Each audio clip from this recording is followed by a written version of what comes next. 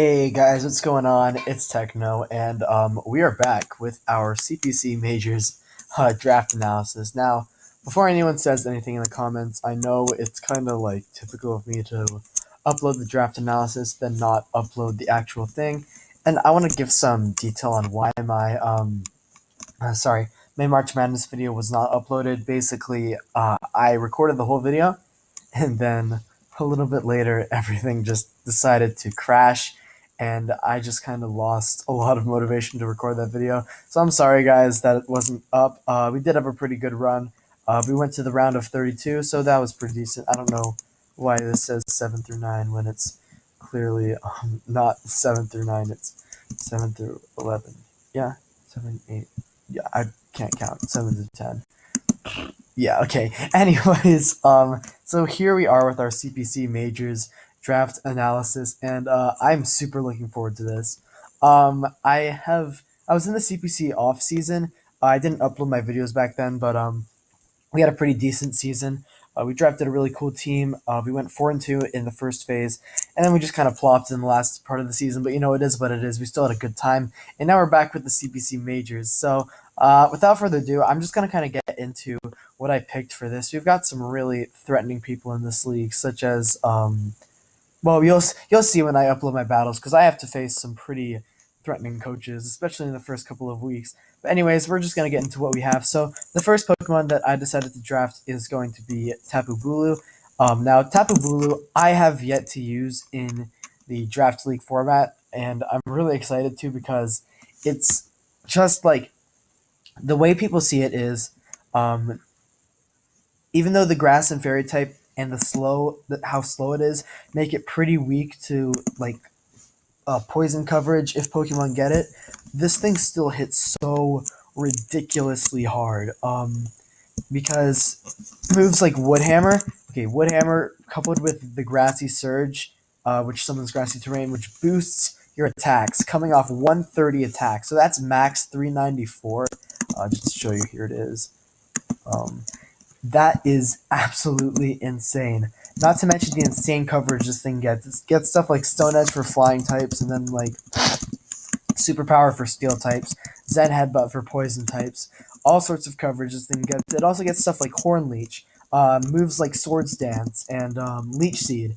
So many different like stuff that this thing can run, that it's just so versatile, and I'm so excited to use it. The crazy amount of offensive pressure it gets. I hope that wasn't up the whole time. Sorry, I'm just recording this on my Chromebook, but the crazy amount of offensive pressure it puts on the opponent. Not to mention like just how defensive it can be. Because look at those defense stats: 70 HP, but 115 defense. That's insane. Not insane, but it's pretty damn good.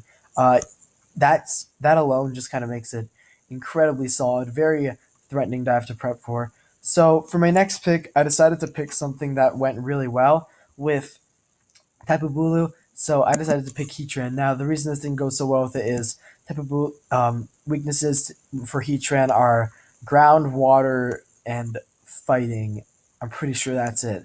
This thing resists all of them. Weaknesses for Tapu Bulu are flying, ice, poison, fire, um, flying, ice, poison, fire, and steel.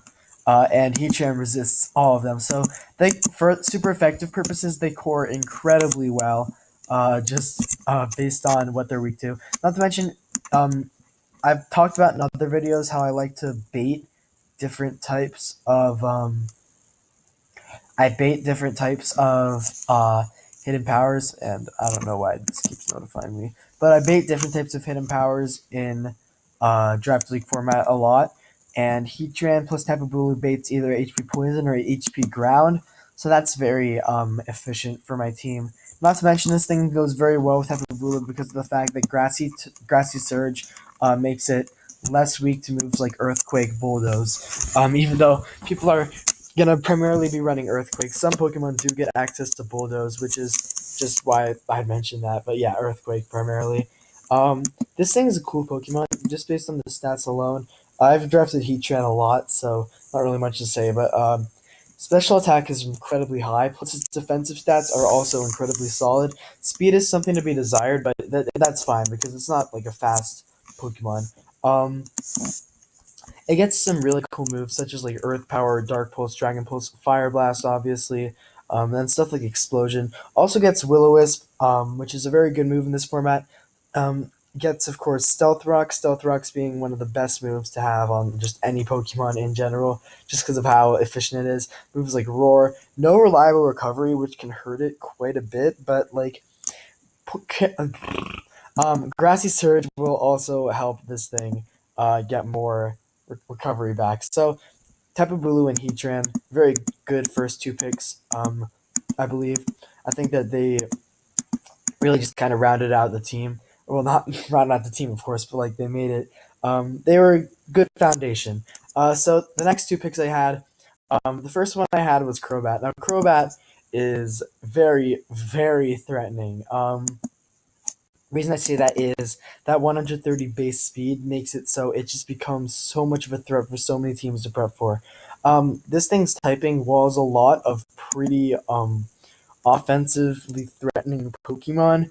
Like here's just some examples like Buzzwole, Dugtrio it can wall. Like I'm just saying, like from the top of my head, it can not really wall Garchomp, but stuff like Cortana it can do really good against. All sorts of Pokemon that people like see as really threatening. This thing just kind of like beats, checks, roosts up on, and then can just Brave Bird, Defog, and then U-turn. This thing's also a very good momentum gainer because of the access to U-turn. Because the things that it baits in, it definitely it forces a lot of switches, so you have to U-turn a lot when you have your Crobat in the field. Um, and that's very good for getting momentum into something like my Tapu Bulu, which can be very helpful for me. So not really much else to say about Crobat. It does gets I don't know why I keep doing that weird tongue thing, but gets access to Defog, Roost, and also gets access to moves like Nasty Plot and Heat Wave, which are I guess pretty cool. And then of course your primary spamming moves, stuff like Brave Bird. So like it also is a very good Black Sludge user because it of course is a poison type, so it gets Black Sludge back. Inner Focus is very nice. Infiltrator is also very nice to beat certain things. Like they both have their own situational purposes. You're probably gonna run Infiltrator more, or at least I am. And but the rest, like, not really much to say about Crobat. It's just a very solid Pokemon all around. So the next Pokemon we have is I decided to pick a very bulky Pokemon in Vaporeon. This is because a lot of bulky waters were starting to go. Um, and I wanted a wish passing bulky water because that's one probably the best type of bulky water, in my opinion. However, there are only two, being Alomomola and Vaporeon. Actually, there might be more. Like, let's just check right now because I'm curious. Wish water. Yep, it's only Vaporeon and Alomomola. So nothing I was like missing in the lower tiers or anything. But uh, this thing, of course, does get access to Wish, access to moves like Heal Bell, and it's just like incredibly solid as a cleric. Also, access to Scald, which is, of course, a great move. If you look at these stats, HP is 130, which means you can make this pitiful defense stat and make it like incredible. Plus, special defense with that HP is just absolutely insane. This thing is very hard to break through just because of Heal Bell, Scald, Wish, Protect. It's annoying and I love it. He also gets moves like Ice Beam, Haze, Baton Pass, a couple of very different moves. Roar, it also gets stuff like Shadow Ball, Reflect, it can use, which is very solid on this Pokemon. Well, not, I don't know what I'm saying. Reflect, you're not going to see that on this Pokemon a lot, but yeah, that's basically all there is to say for Vaporeon. Just very solid overall. I think that it can definitely do a lot of work for my team. So that was the main reason I picked it up. Really excited to have it on my team. So the next thing I picked is going to be Gliscor. Now Gliscor, the reason I picked it is because I was looking a little bit weak to electric spam, and I wanted something to beat that. And while this thing is pretty weak to hidden power ices and stuff, like if you look at the rest of these Pokemon, there's not really like too much of a well, not too much of a reason, but like Hidden Power Ice isn't incredibly threatening because of stuff like Heatran and Vaporeon. Plus, a few of my picks later can like kind of beat it somewhat.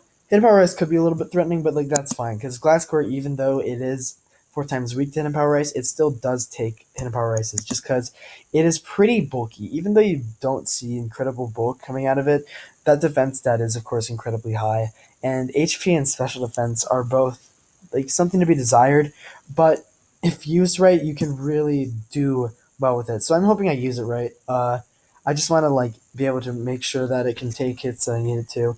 The main saving grace for this Pokemon is Toxic Orb and Poison Heal. This is like the most. This is so annoying for so many people because you can't status it and then it can just do whatever it wants on your team. It gets moves like Swords Dance, plus a very good speed tier. I should also add 95. Although not the best, it's pretty decent for what a lot of things need. Earthquake is another move it gets. Get stuff like U-turn, another U-turn user to get into stuff like Tapu Bulu. So that's very efficient for me. It gets a lot of random moves too. It also gets stuff like Baton Pass, stuff like Roost. Sorry, it can get defog. However, if you want to run defog on it, that means you have to get rid of poison heals, and that might not be optimal.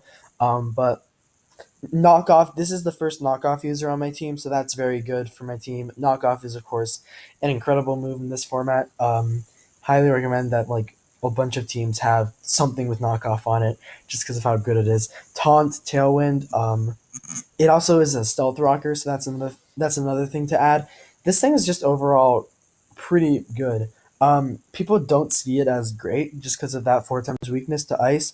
Plus, people think it's a little bit one dimensional, but I think that it's pretty good. I think I can use it decently. I'm going to try to at least. But yeah, that's all there really is for Gliscor. So the next Pokemon we picked is going to be Alakazam. Now, the reason I picked Alakazam is because I wanted something on the fast side, and also I needed something to start revenge killing. The rest of these Pokemon are wall breakers slash support Pokemon. Crobat's like my best revenge killer right now. So Alakazam is, of course, the ideal revenge killer for the reason that it gets focus sat. Well, of course it gets focus sash, but Magic Guard makes it so that you're always going to keep your focus sash intact, which means you're pretty much always going to take a hit, no matter what, unless it's like a multi-attack move, but that's beside the point. Um, and then you're able to hit back with 135 base special attack attacks, and I'm pretty sure 135 base special attack is 399 at modest 405. Okay, yeah. So I was quite off.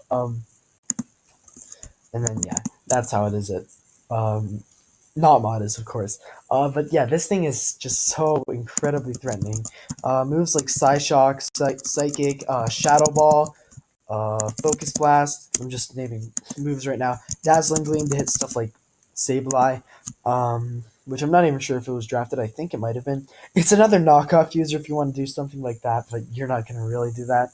Um, and then it gets a lot of interesting moves like Calm Mind, Recover, Taunt, a bunch of different like techs that you can use on it. So that's very exciting for me. Really excited to have this Pokemon on my team. I think it can do a lot of work. Of course, it's not bulky at all. Like even that special defense stat, even though it's like decently high, it's not bulky like whatsoever. Just because of how frail it is on the defensive side. But like it's not supposed to be bulky. It's supposed to be like a big nuke. Not really nuke, revenge killer. Um, so that's all we really have to say for Alakazam. And now we're gonna move into the second part of the team. So the first pick I got in this part was Conkeldurr. Now Conkeldurr is a very solid Pokemon in this format for the reason that it is a fighting type that gets moves like Mach Punch, Knock Off, Drain Punch, all sorts of like incredible moves. Three incredible abilities: Guts, Sure Force, and Iron Fist. Each of them having their own merit. And if we look at these stats, this thing hits. You can see that this thing has so much attack, a ton of HP, and then with something like an Assault Vest, that special defense stat skyrockets, and it's just such a bulky attacker, such a threat for teams to deal with. Um, very intimidating for a lot of teams because if you are not properly prepared for this thing, it can actually just solo your entire team because of how bulky and how powerful it is. And people don't really see that because they're usually pretty prepped for it. But like I've actually been in a position where I've almost gotten sold by this thing. If I didn't, but like it's just very intimidating. Moves like Fire Punch and Ice Punch both like help it a lot. Thunder Punch also helps it a hell of a lot too. Um, Sorry. It gets moves like Taunt, which is pretty good for it. Stuff like Bulk Up also helps. And that's like the big thing about this Pokemon. It's just very hard to deal with because of how bulky it is. It's priority moves. And I'm looking forward to having it on my team. It's going to be very fun for me to use. The next Pokemon we got was Mega Ampharos. Now, I do have quite a bit of experience with Mega Ampharos. Not quite a bit, but a decent amount. And I absolutely love Mega Ampharos. Moves like Volt Switch, a slow Volt Switcher with 165 base special attack with these incredible defensive stats right here is absolutely insane. Of course, the speed is something to be desired, but that makes it also good because it gets slow Volt Switches off, gets you the momentum, lets me get into something like Conkeldurr or Tapu Bulu, or maybe even my Alakazam, or something like Keychain. Anything on my team, I can just get into because I can Volt Switch on out of there very slowly. Very bulky, so Rest Talk is often an option that people use. Uses moves like Agility sometimes, which is very solid. This typing lets it have Volt Switch, like moves like Electric and Dragon Pulse. I wish it got something a little bit better than Dragon Pulse. I think it gets Outrage, but of course that's a physical move, so I'm not going to be using that like ever. Um, but we do have Dragon Pulse here.